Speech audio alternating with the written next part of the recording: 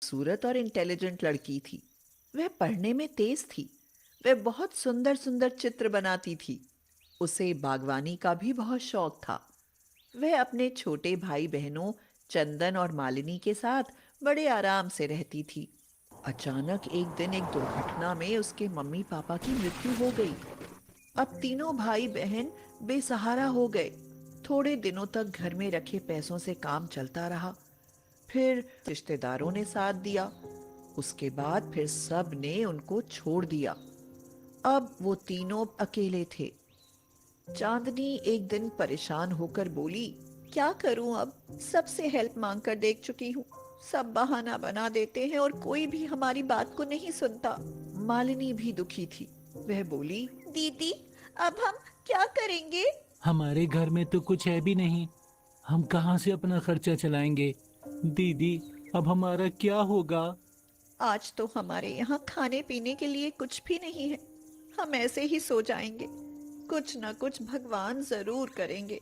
कोई न कोई रास्ता तो निकलेगा ही। उस रात सभी भाई बहन भूखे ही सो गए।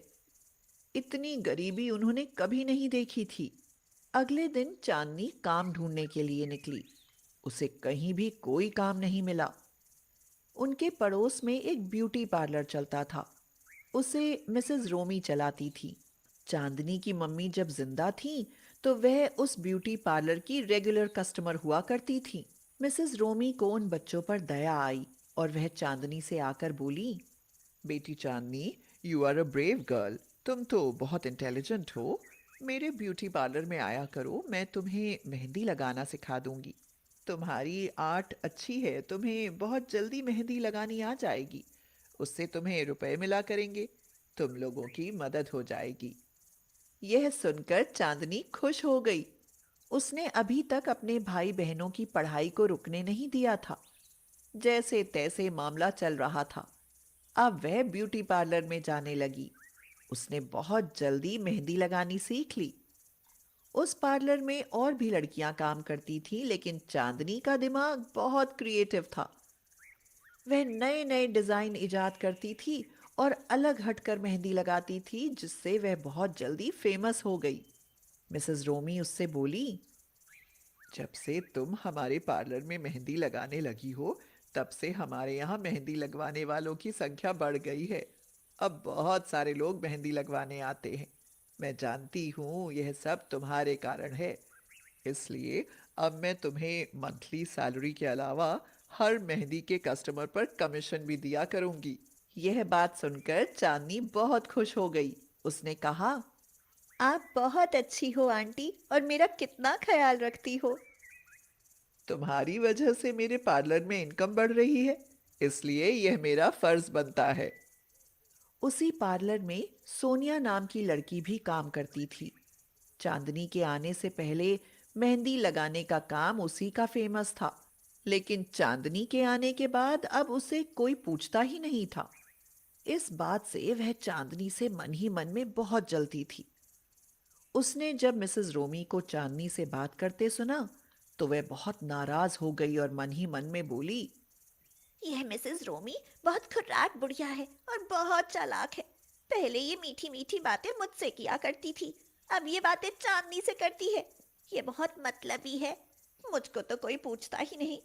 अब देखो मैं क्या करती हूँ। चांदनी को इसके बाद कोई नहीं पूछेगा। शादियों का सीजन चल रहा था।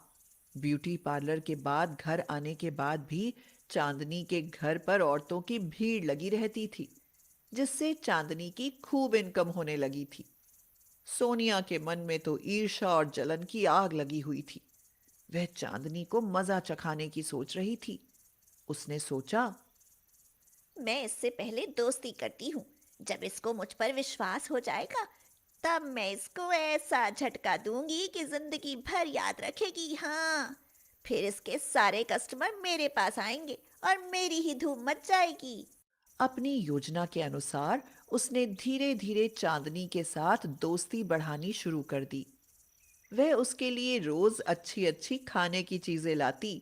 उससे कहती, लो चांदनी, आज मैं तुम्हारे लिए चाउमीन लाई हूँ। कभी उसको अपने साथ शॉपिंग करने के लिए ले जाती और कोई ना कोई चीज उसको खरीद कर दे ही देती और कहती, देखो, मैंने तुम्हारे लिए टॉप लिया है, देखो देखो कितना अच्छा है। चांदनी तो भोली भाली थी। वह सोनिया की योजना से अनजान थी। उसकी बातों में आकर मन ही मन में उसको वह बहुत मानने लगी थी। एक दिन चांदनी बोली, मुझको चेहरे में हल्की हल्की जलन लग रही है, शायद एलर्जी हो गई है। चलो मैं तुम्हें दवा दिलवा देती हूँ। सोनिया ने उसको एक क्रीम लाकर दी और कहा, यह क्रीम तुम लगाना, इससे बिल्कुल ठीक हो जाओगी। मुझको भी एलर्जी हो गई थी, मैंने यही क्रीम लगाई थी। चांदनी उस क्रीम को ले आई और उसने अपने चेहरे, हाथों और पैरों पर उसे लगा लिया। थोड़ी ही देर में उसे तेज जलन पड़ने लगी। उसके चेहरे, हाथों और पैरों पर फफोले पड़ गए। वह दर्द के मारे रोने चिल्लाने लगी। चंदन और मालिनी बहुत डर गए। वह घबराकर कहने लगे, ये क्या हो गया है दीदी? ये तो तुम्हारे फपोले पड़ गए हैं। तुम अभी डॉक्टर के पास चलो। चलो। वे दोनों उसे डॉक्टर के पास लेकर गए। डॉक्टर ने बताया, इस क्रीम में बहुत नुकसानदेह केमिकल मिला हुआ है। इनकी स्किन के फफोले ठीक होने में बहुत दिन लग जाएंगे। उसी रात चांदनी को दर्द के कारण तेज बुखार हो आया। उसका समाचार सुनकर सोनिया बहुत खुश थी, लेकिन उसकी उम्मीदों पर पानी पड़ गया। पूरे दिन उससे कोई भी कस्टमर मेहंदी लगवाने नहीं आया। सभी लोगों ने साफ मना कर दिया। उन्होंने कहा, चांदनी के अलावा हम किसी से भी मेहंदी नहीं लगवाएंगे। इसको तो बिल्कुल ही मेहंदी लगाना नहीं आता। दूसरा झटका सोनिया को और भी लगा जब मिसेस रोमी ने उससे आकर कहा, तुम मेरे ब्यूटी पार्लर से निकल जाओ, अब तुम यहाँ काम नहीं कर सकती।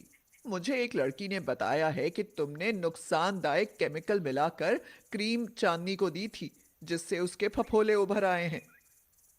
अपमानित होकर सोनिया घर आ गई। अब उसके पास कोई काम नहीं था। तभी उसने देखा कि उसके पास औरतों की भीड़ आ रही है। उसे यह देखकर आश्चर्य हुआ।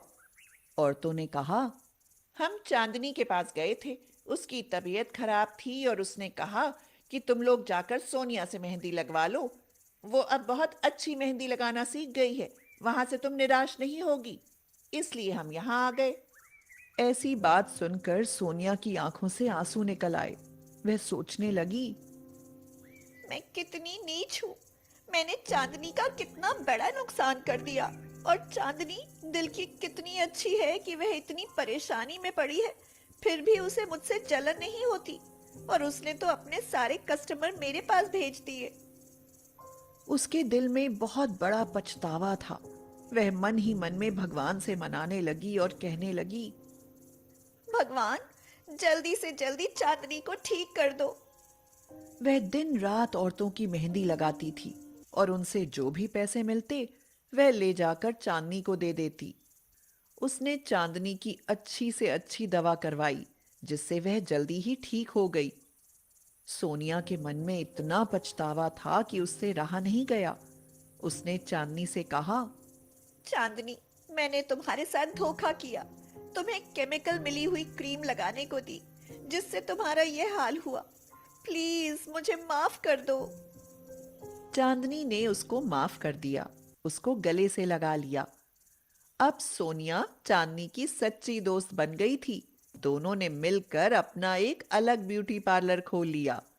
थोड़े ही दिनों में उनका ब्यूटी पार्लर फेमस हो गया और मेहंदी लगवाने वालों की तगड़ी भीड़ लगने लगी, जिसकी बदौलत उनके यहाँ